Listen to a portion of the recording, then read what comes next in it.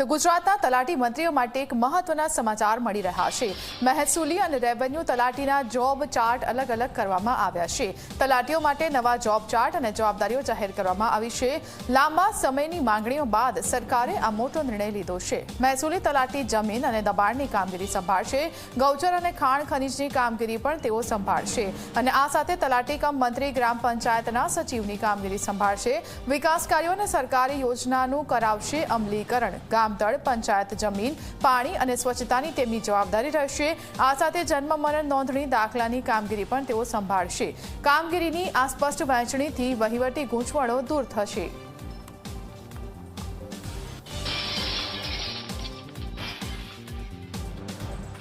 પંચાયત તલાટીને ગ્રામ પંચાયત સચિવ અને મહેસૂલ તલાટીને મહેસૂલ તલાટી તરીકેનું ડેઝિગ્નેશન આપવામાં આવ્યું છે અને સાથે મહેસૂલી તલાટી અને પંચાયત તલાટી કમ મંત્રીની કામગીરી અને જવાબદારીઓને વહેંચવામાં આવી છે। ખૂબ લાંબા સમયથી આ નિર્ણય પેન્ડિંગ હતો અને ખૂબ અનેક કામો ગ્રામ્ય લેવલે રહેતા હોય છે। લગભગ નાના મોટા થઈ અને જો કમ્પાઇલેશન કરો તો લગભગ 90થી 100 જેટલા કામો અને જુદા પાડો તો 290 જેટલા કામો એ ગ્રામ પંચાયતમાં રહેતા હોય છે।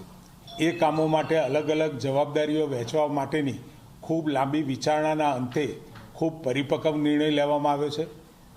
મહેસૂલી તલાટીને આપવાની કામગીરી તેમજ પંચાયત તલાટીને પણ જે નવા નામાભિધાન સાથે જે નામ આપ્યા છે એની અલગ અલગ જવાબદારીઓ નક્કી કરી છે, જેથી કરી આ બંને તલાટીઓને કરવાની કામગીરીના સંદર્ભે ખૂબ સ્પષ્ટતા સાથેનો જીઆર એ મહેસૂલ વિભાગ દ્વારા અને પંચાયત વિભાગ દ્વારા ચર્ચા વિચારણાના અંતે જે લેવામાં આવ્યો છે એ પ્રમાણે આ જોબ ચાર્ટથી મહેસૂલી અને પંચાયત તલાટી વચ્ચે કામગીરીની સ્પષ્ટ વહેંચણી કરવામાં આવી છે।